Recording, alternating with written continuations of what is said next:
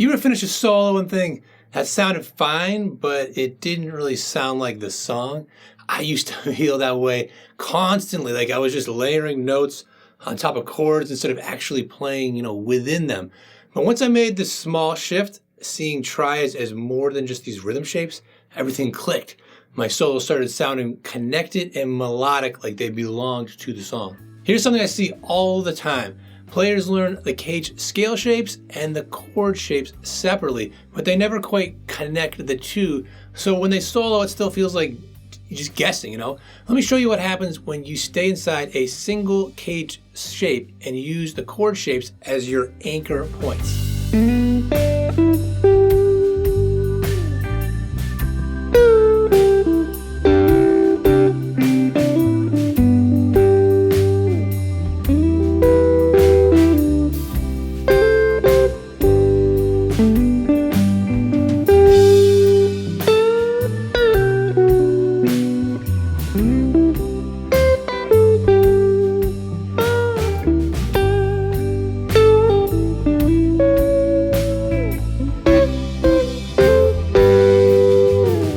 So we're using Broke Down Palace from the Grateful Dead, a beautiful chord progression and nice and slow, so that's why I picked this one.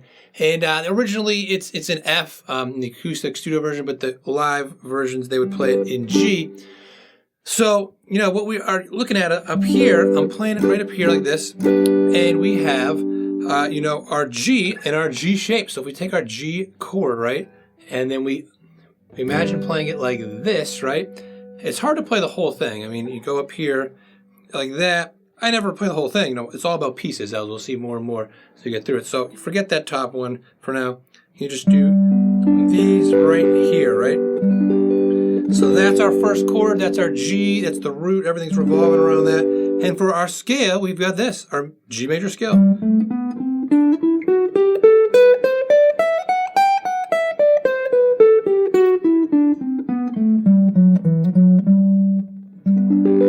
Right?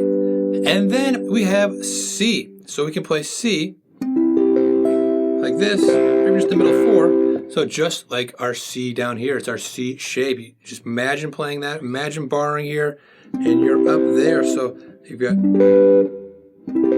and then seeing how they fit in there, go.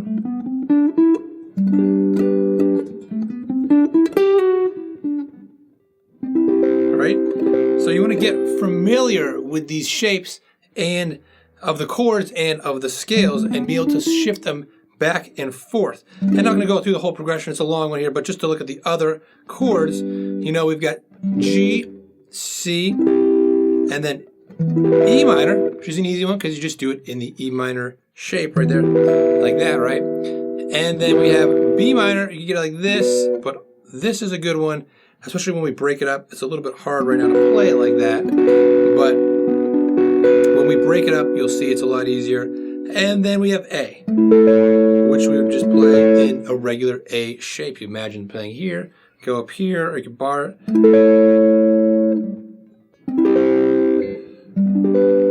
Right, so I was playing around with those.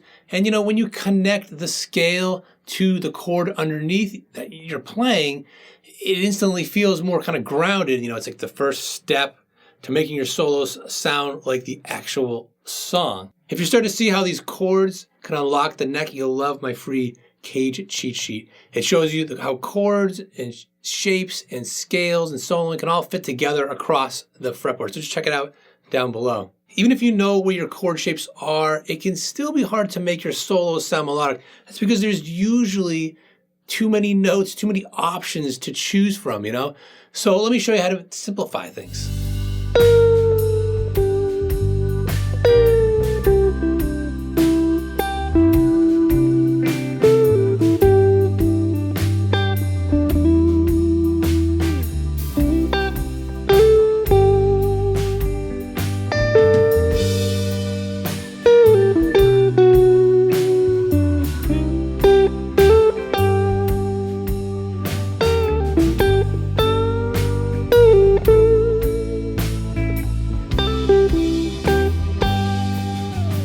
So I was simply taking these three strings, the second, third, and fourth strings, right, and only playing on those three strings. So taking the, the scale shape, right, and whittling it down to just those 3 strings, and then looking at, okay, pieces of the chord. This for G. You could also throw on this note too if you want to. But if you want to keep it a straight up triad, just those 3, these 3 for C, right? Back to G, and then E minor. All you have to do is change one note. Just change this note to this note.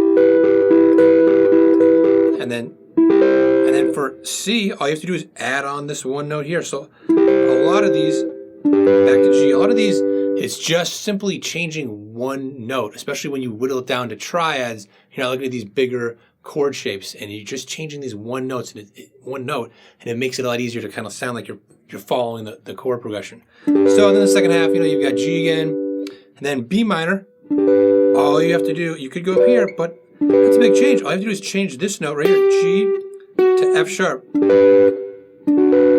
So G to B minor, back to C, G, G again, and then A, just the same shape. Just move it up 2 frets, or use a different finger. And that's it, and then when you start to lock in on these triads, your solo, it starts to follow the harmony in like a more natural way without needing to think as much while you play. I mentioned the cage sheet earlier. Don't forget to grab it. It ties all this stuff together and helps you see how your solos can flow across the whole neck. There's a link to it down in the description below. A great way to create movement and build intensity in your solos is by climbing up to higher voicings of the same triad. It keeps you inside the harmony, but it makes it feel like things are escalating, in a good way. And let me show you how I move through a couple of triad shapes up the neck near the end of a solo.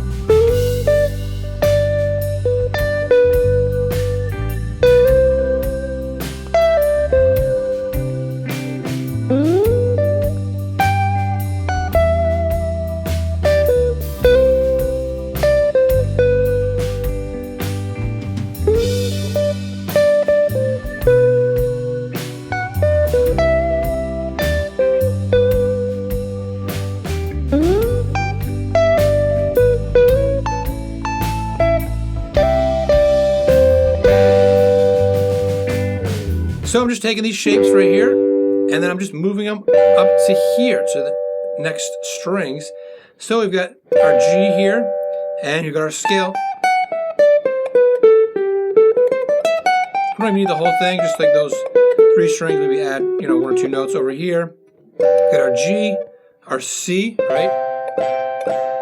G, and then E minor. All you have to do is change that one note right there. Again, changing that one note. And then from E minor to C, all you have to do is change one note, which over here it was on top, but now here it's on the bottom. But the same idea, same notes you're changing. And back to G and so on. And then for B minor, same thing, just changing that one note.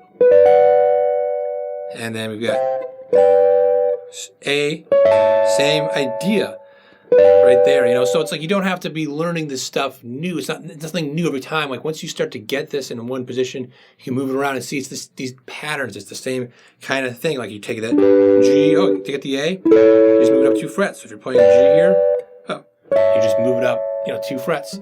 And by, walking through these higher versions of the same triad, you create a sense of like lift, and momentum without needing to play faster or more notes. It's dynamic, but it's still like totally in control. Learning triads made my solos sit inside the song, but there's one more step if you really want to stop noodling and start playing with purpose.